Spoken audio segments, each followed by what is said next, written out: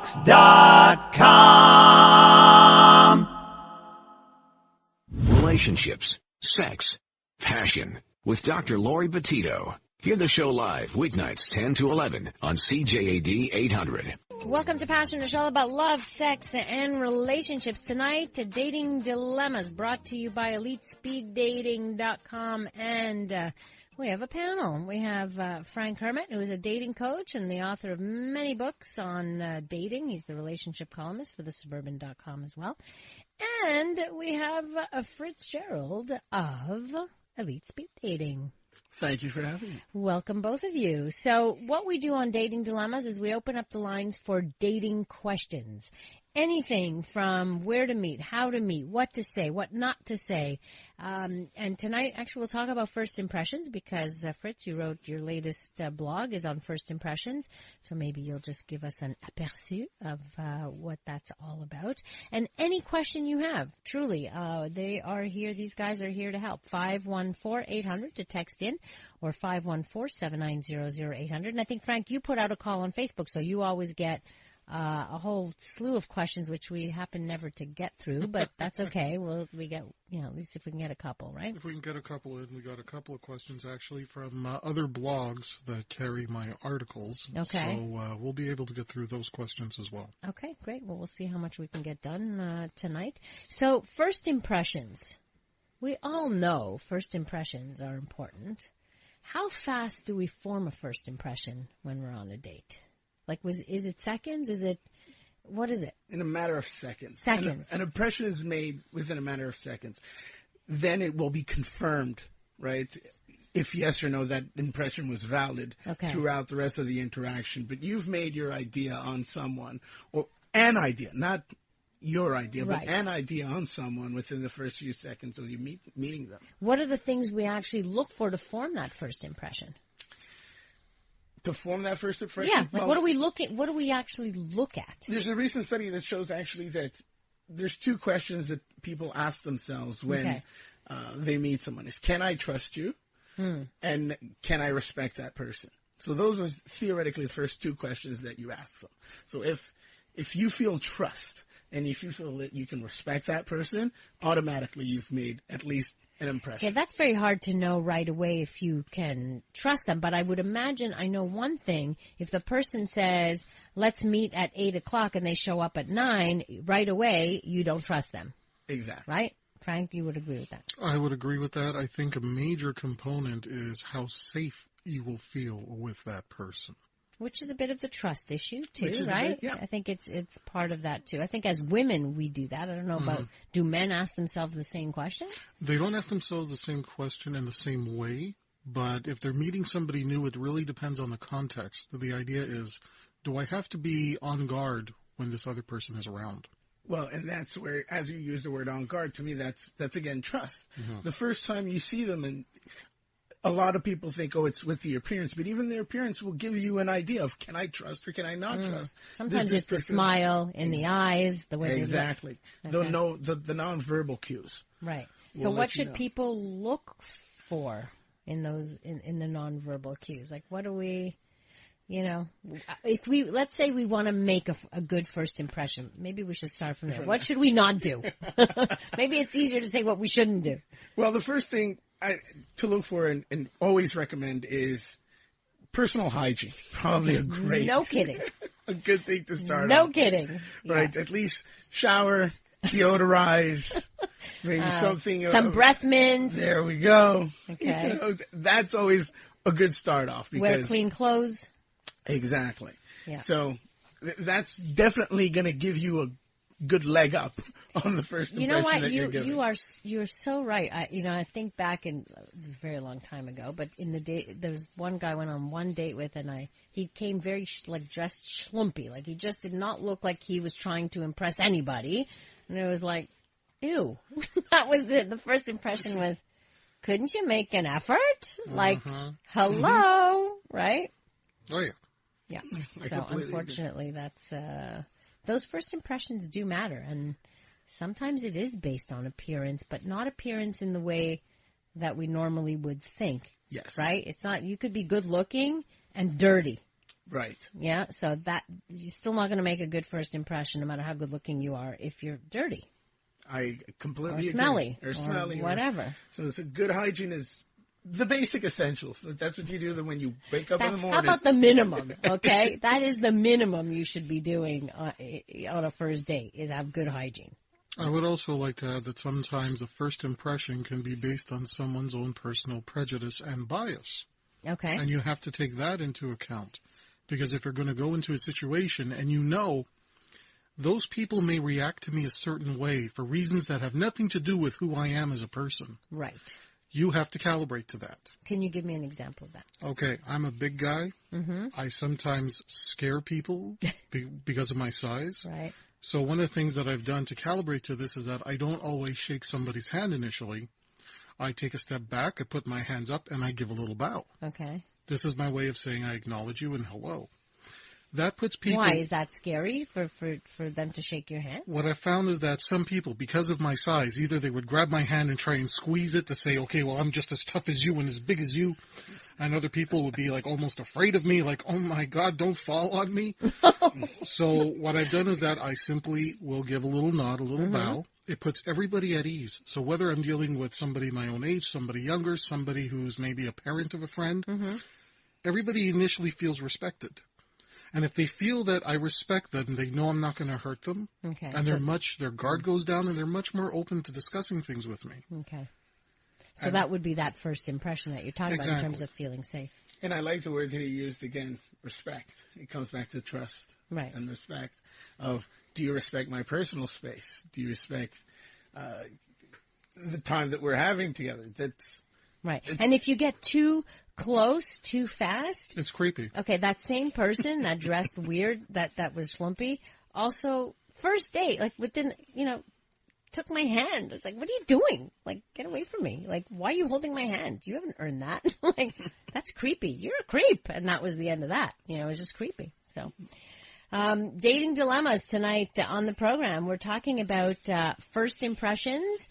But anything you want to bring up that has to do with dating, you have questions about that. We have our dating panel. Fritz-Gerald of EliteSpeedDating.com is here, as is Frank Kermit of FrankTalks.com. You're listening to Passion on CJAD. You're listening to Passion with Dr. Laurie Betito, the podcast. Hear the show live weeknights 10 to 11 on CJAD 800. Dating dilemmas tonight on the program. Once a month, we focus on dating issues. Dating dilemmas is brought to you by EliteSpeedDating.com. We have Fritz-Gerald of Elite Speed Dating, and we have Frank Kermit as well, who is here, our regular for the last 8 years every month. He's a dating coach and here to help you. So we've got questions. This one, I'm in a relationship and I love my girlfriend. However, prior to dating her, I was using Tinder a lot. I love my girlfriend, but I still feel the pull of those types of apps and sleeping with a lot of women because these apps make it so easy. Have you ever heard of people being addicted to these apps? I don't want to lose her, but I'm not sure I'm ready to give up this behavior. What do you tell somebody like that? Okay, well, first of all, it's normal to struggle with this because you have a very specific lifestyle that satisfied some kind of emotional need. Mm-hmm. The key is to see if you can have those same emotional needs satisfied, but in a lifestyle that you can build with your girlfriend. Because doing that on the side ain't going to cut it, I can tell you right now. I would never, listen, in today's world where you can structure any relationship you want, there's no need to go behind somebody's back. I think you need to have a talk with your girlfriend and see what the two of you can explore together, whether it's some kind of role-playing, because some couples will do that. Mm-hmm. They will role-play that they're strangers meeting in a club or something, or they get through Tinder. They'll wear costumes. They'll just role-play the whole thing, and sometimes that's enough to satisfy those emotional needs. What would be the emotional needs you're talking about? We're talking about emotional range. We're talking about getting a certain type of sex that maybe he's not having with his girlfriend, that maybe he would only feel comfortable having with someone who's not his girlfriend. Why is that an emotional need? That sounds like a sexual thing. Well, for men, that would be an emotional need. That's part of the research that I did. Okay. I think of emotions in the heart, not the penis. Sorry. Half a dozen of one, 6 of the other. Okay, then. The idea here is that you have to figure out what it is about that lifestyle. Was it the variety?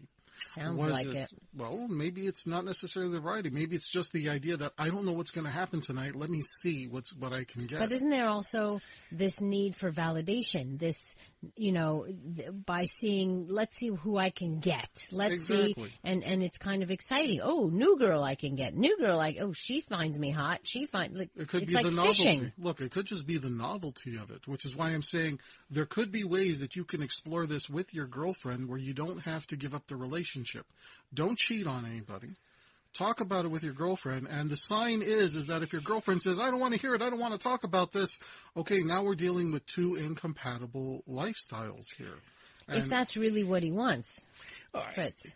I agree with most of what Frank says, I do think that you do not need to lie in any circumstances to your girlfriend about anything, especially nowadays. But I do think that the Tinder lifestyle that was going puts relationships into a video game mode. So that is probably what he is addicted to. It's like playing Super Mario Brothers. Yes. You're right. You see people on the freaking subway just swiping. So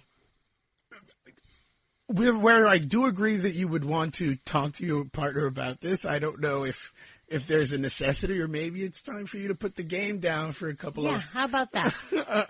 a couple of days, and give your girlfriend an actual chance to maybe play some different games with her. How about that? I like that. And this, to me, that's, I wouldn't say necessarily I need to talk to you about, hey, I need to sleep with more women. It's much more, because her answer is going to be, you know what? No, this is not going to work. I didn't say he should say I have to sleep with more women, but the fact is he has tried to be with her. It's not working out. He feels a pull that's still bothering him, that's still nagging him. And my theory is to say, listen, talk about it. See how she feels about it as well. See if she's interested in exploring something with him as a couple. I do think that pull will never go away, though. Even though, let's say you're in you will be in a relationship at one point, and hopefully you want this to be long term, and you want to progress and build. It's and a choice. Monogamy is a choice. Mm-hmm. I agree with you 100%. And the need to probably look or go somewhere else will always be there on her side and on your side. I disagree. In my belief, the difference is that the sharing part, the growth that you have with your partner, that can't be replaced. Only time can build those relationships. Time builds the love. Exactly. And the intimacy. I don't think people were naturally pulled towards apps and such, but I do think you can still be fully, find people attractive and and have fantasies without ever acting on them. Let's also remember that monogamy is not for everybody. That's true, too. Okay, there are people who aim to be monogamous, and then what's the percentage? 50% of monogamous couples end up cheating. So let's not put these people in a box either. If monogamy works for them, great. But if it's not something that's going to work for them, it's better that they discuss and figure it out. And look, I know a lot of notorious players that have settled down and have become monogamous, but they don't feel the pull anymore because whatever it is that they wanted to do, whatever it is they wanted to explore, they did. They got it out of their system. So it's not a pull that's always going to be there. I think there's a difference. For some maybe, but for others not. But if the pull is there, then the question is it that I didn't get it out of my system, or monogamy is not for me? And I think those are important questions to ask. More dating dilemmas coming up, and your comments always welcome. 514-800 here on Passion on CJAD. You're listening to Passion with Dr. Laurie Betito, the podcast. Hear the show live weeknights 10 to 11 on CJAD 800. Dating dilemmas tonight on the program. Fritz-Gerald of Elite Speed Dating and Frank Kermit in studio with us here to answer your questions about anything to have that you want to ask about dating. So I know that on Frank's Facebook page, since you post it, you get questions all the time.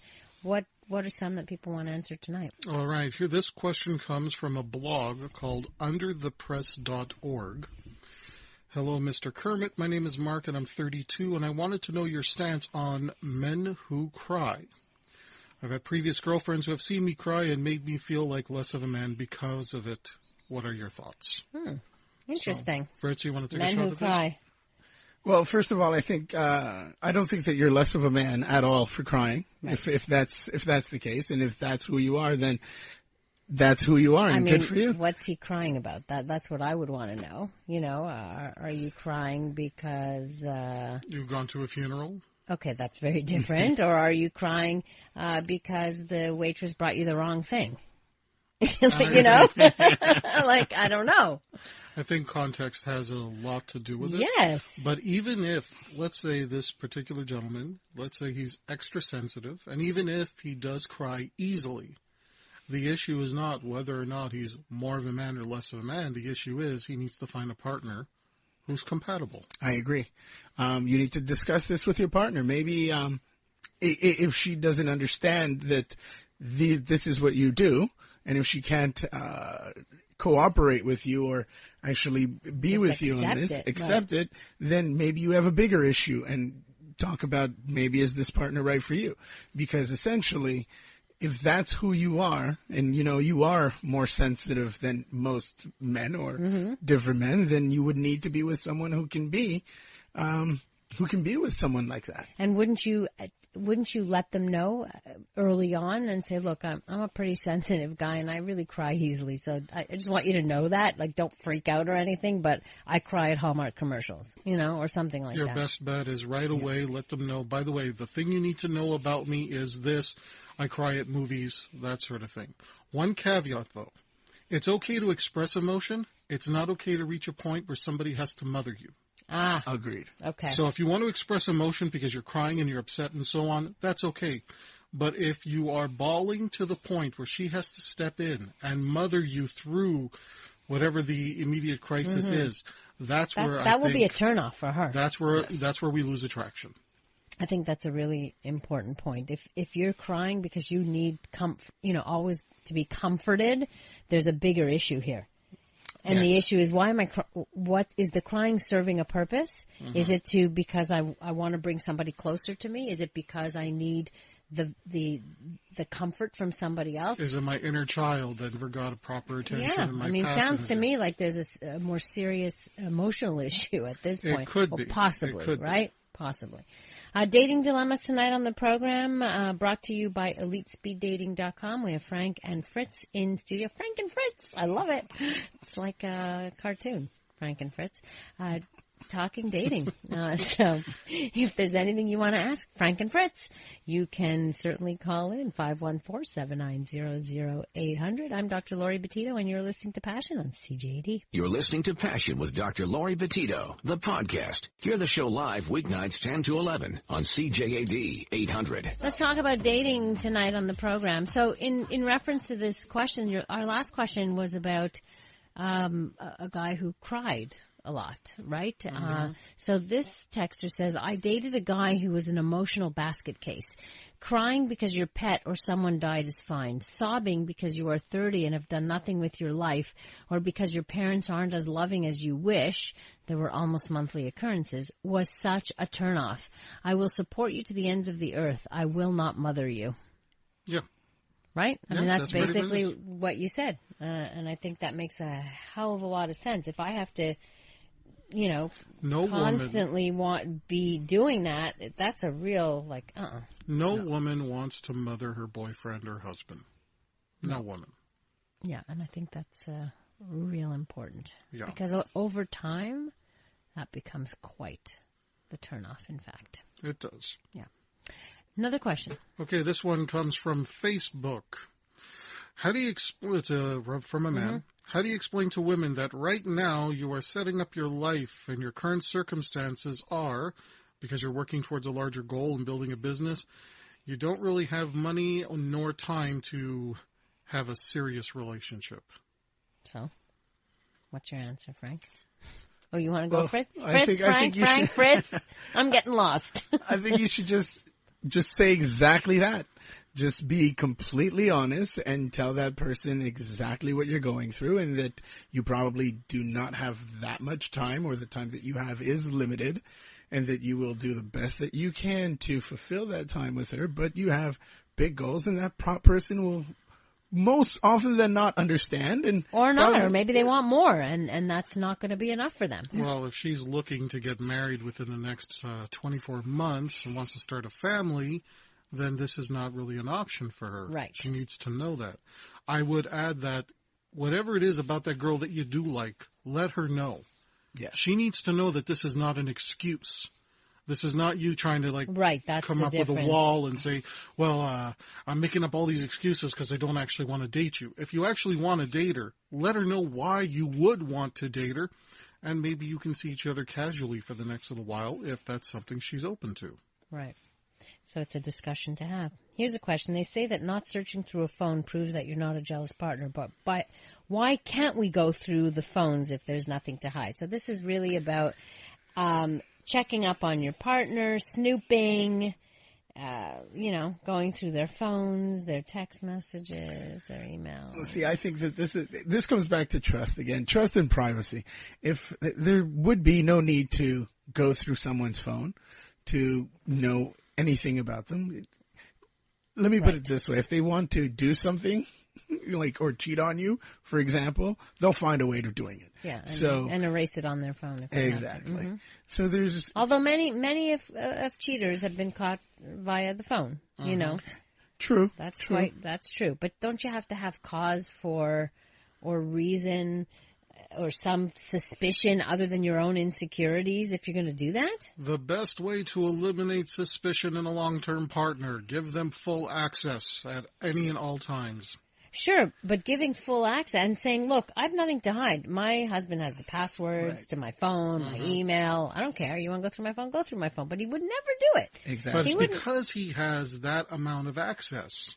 That's part of the reason he was not. So if your partner, and here's the thing, if your partner takes their phone wherever they go, to the bathroom, to the shower, and their phone is always face down, they've got something to hide. Well, it's suspicious behavior. I would say I don't know about that. Really? I would say this, because the phone is now such a big tool. Yes. That people have with them. Mine's bigger than yours. I'm just kidding. You take your phone everywhere. I get it, but if your phone is never without you, in other words, if you worry that your phone is left in your partner's presence, you need to have it with you at all times. I'm sorry. And also that it's down, meaning that when you get a text message, your partner's can't see it, right? You get to look at it before they do. Let's also bring up the fact that it's not just showing your phone or giving access to anybody you're dating. There has to be a level of commitment that has been earned.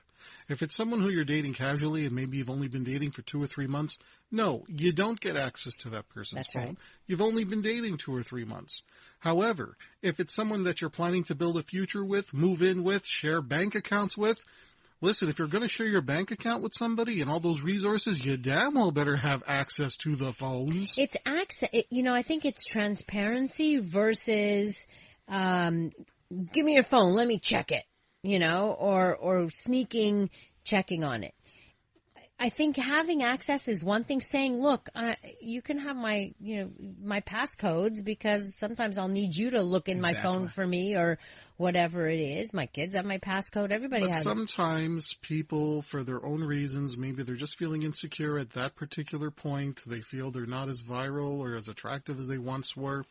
Everybody's going to hit that point in any relationship where they feel, I'm starting to wonder why my partner's with me. I'm not really feeling good about myself. And if somebody's at that low point, if they're in a serious relationship, asking the other person says, can I look through your phone just to get that extra need for security? Yes, I understand that maybe that person needs to work on themselves, but the reality is, if they're feeling very down about it and they're feeling a bit insecure, somebody saying, absolutely, go through my phone, go through my accounts, you have it already.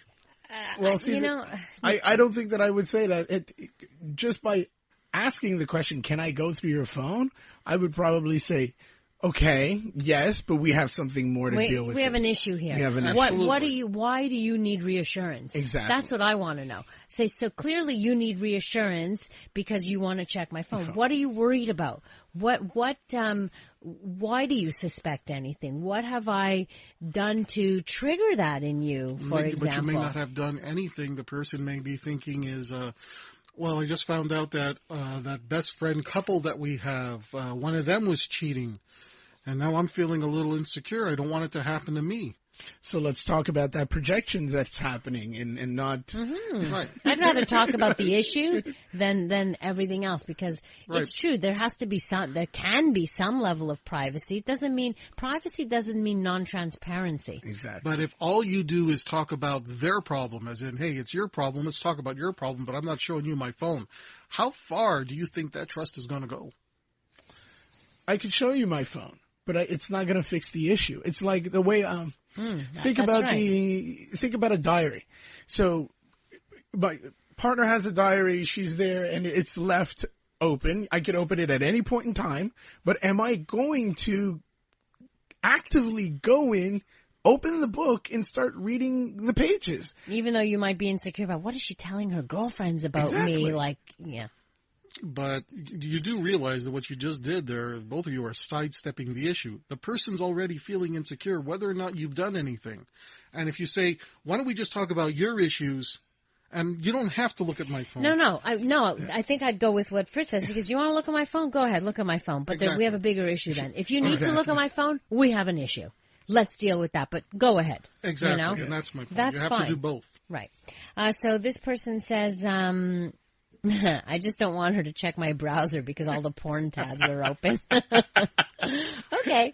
Well, you know what? If you watch porn, show it to her. Maybe you can watch porn together. Yeah. Find something you both like. Well, unless she doesn't like the idea. But anyway, whatever. Well, she should know if she's going to get serious with a guy that he likes it. Be honest, people. Yeah, I know. Here, well, this guy says, thanks for the answer regarding my Tinder question. I find that you guys always say that transparency and openness are the answers to almost every caller's worries, which isn't true, by the way. However, how do you feel that sometimes white lies can be appropriate in certain contexts to avoid fights or truths that may hurt the other person? Does my ass look fat in these jeans? I'd say is that you could lie. It's okay. I'll accept that lie. I think that white lies are a slippery slope. And as soon as a major trust is violated, because it starts off as a white lie and it just starts to snowball. If there are too many white lies, I think is yes. Also. Because I look at that and I say, is the person capable of handling the truth? When someone says to me, do I look fat in this dress? My first reaction is, how honest do you want me to be? I haven't even told them the answer. How honest do you want me to be, and can you handle the truth no matter what it is? Can you handle the truth? My first answer would be PHAT, fat. Yeah, it's pretty hot and tempting. So that, again, right, can you handle the truth? I'll answer you honestly, but you have to promise to be able to handle the truth. I would rather go down that route than to start going down the path of white lies. Fact is, I personally have a very bad memory. I can't remember any lies that I tell. Well, that's part of the problem for a lot of people. It's they get caught in all of their lies and then they forget which lie and what. So when you just go with honesty or openness, then you don't have to worry about that.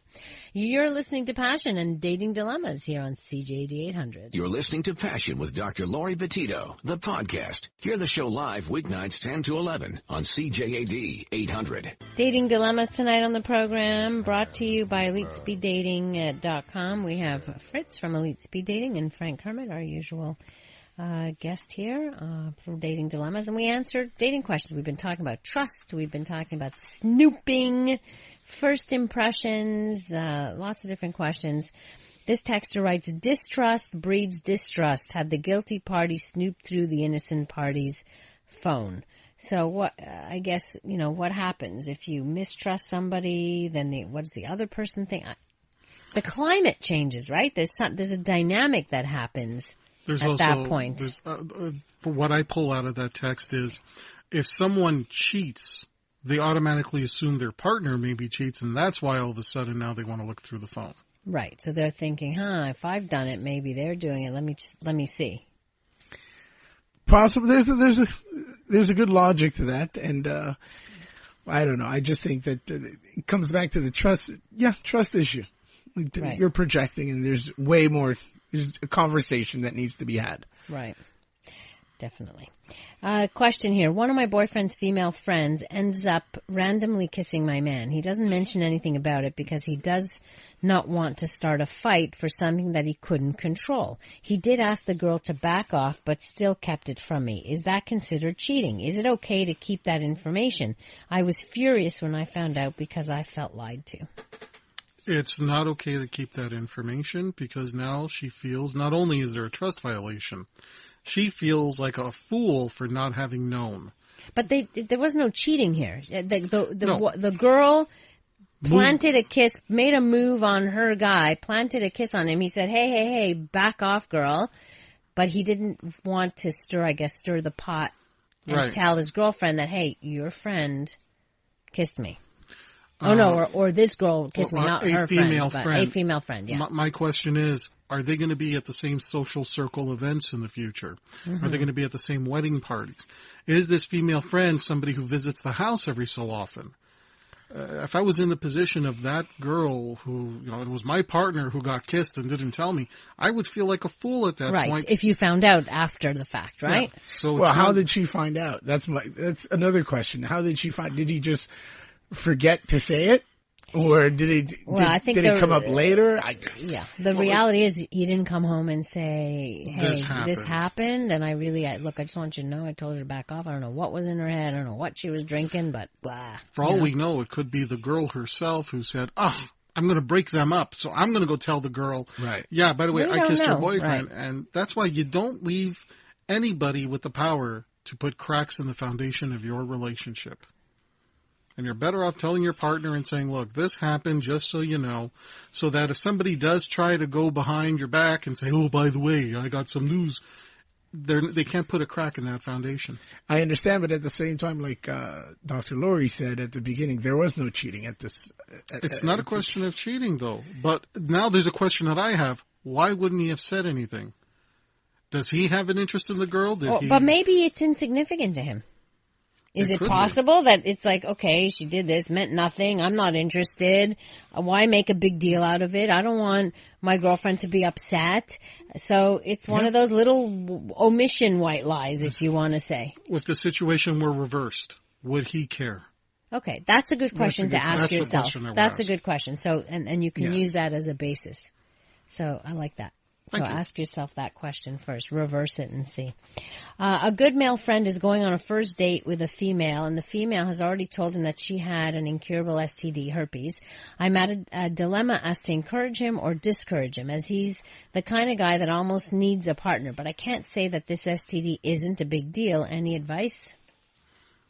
Yeah, stay out of it. Yeah, stay out of it. If the person is, and the girl tells him, look, I have herpes. This is something I'm going to tell you up front. We can have protected sex. I take my Valtrex or whatever the medication is. It's controlled. I would never have sex if I had an outbreak. Blah, blah, blah. Why would you encourage? Tell them, look, you're the one who's going to be in this relationship. You're the one who knows best. And I will support your decision no matter whichever way that you go. And I'll be there to support you. I wonder if maybe he's so worried about his friend because he figures his friend doesn't really have a backbone. And maybe he knows that his friend is not going to...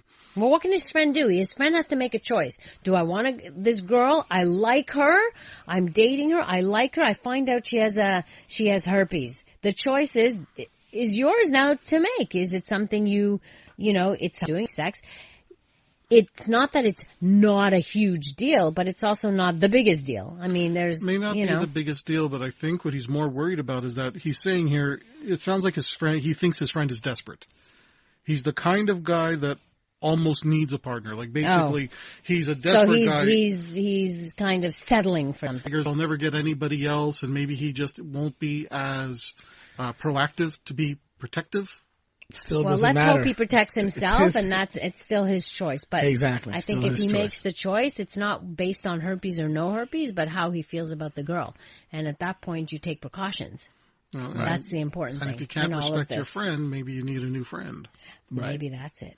More dating dilemmas coming up next here on Passion on CJAD. You're listening to Passion with Dr. Laurie Betito, the podcast. Hear the show live weeknights 10 to 11 on CJAD 800. Last few minutes here of dating dilemmas. We've got Frank Kermit in studio and Fritz-Gerald of Elite Speed Dating as well.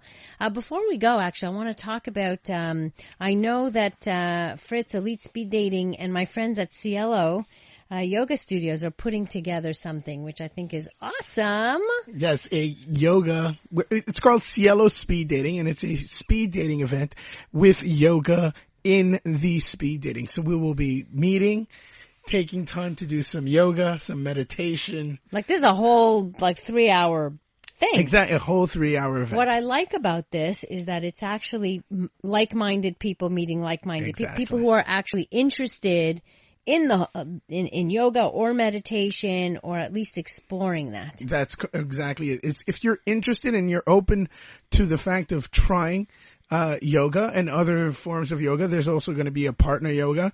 This is the perfect way to do it because there will be 20-minute sessions, so you get a great introduction. And 20-minute sessions of speed dating, or 20-minute sessions of speed dating in yoga. So there will be speed dating for 20 minutes. Then yoga for another 20 minutes. Okay. Speed dating for another 20. Of all different people? Of all different people. So you will make sure to meet everyone within your group, because we want you to have as many encounters as possible. Okay. And for you to get an introduction to yoga, acro yoga, partner yoga, meditation, and to see what Cielo Studios can offer you. That's amazing.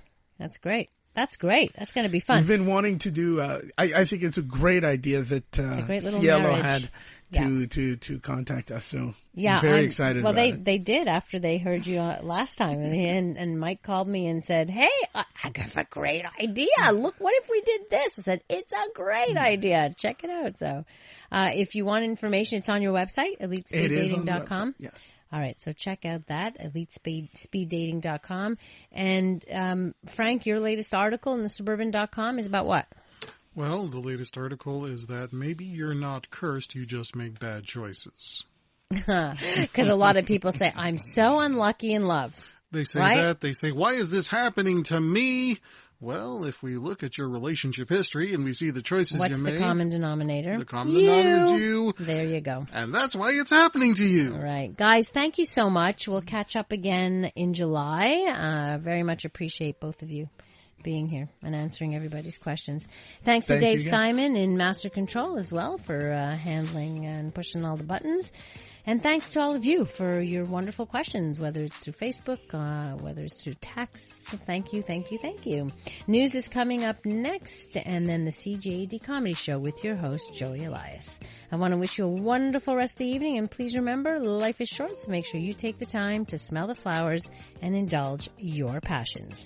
Listen to Passion with Dr. Laurie Betito, live weeknights 10 to 11 on CJAD and CJAD.com. Need help with love, sex, dating, or relationship issues? Help from Frank Kermit, the best-selling author and Canada's most international relationship coach, is only a click away at franktalks.com.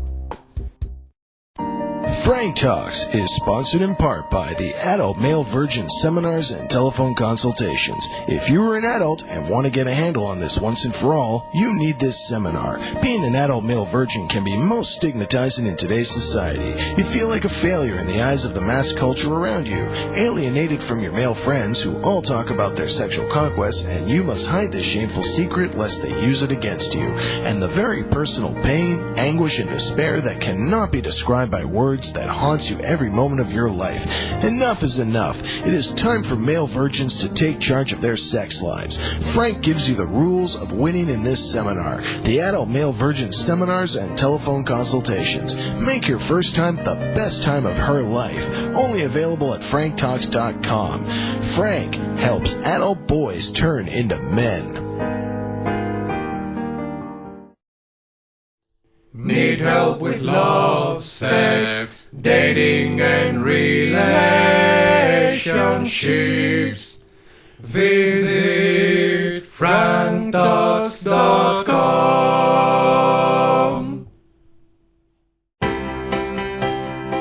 From Loser to Seducer is the story of Frank B. Kermit. This book marks the triumph of a nice guy over most of his inner demons. This includes going from being a loser to managing 5 lovers at the same time, his first Valentine's date with 2 women at the same time, and getting back the one that got away. Want to learn how you can change your life? Buy this book at franktalks.com.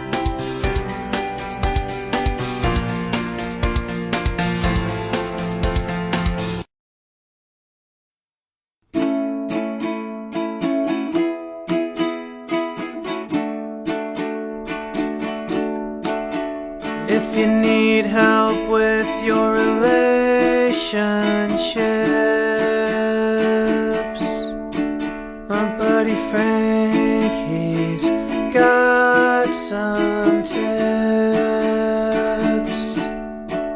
Just go to franktalks.com. His advice is better than your mom's. He knows what you're going through, Frank has been there too. So log on to franktalks.com.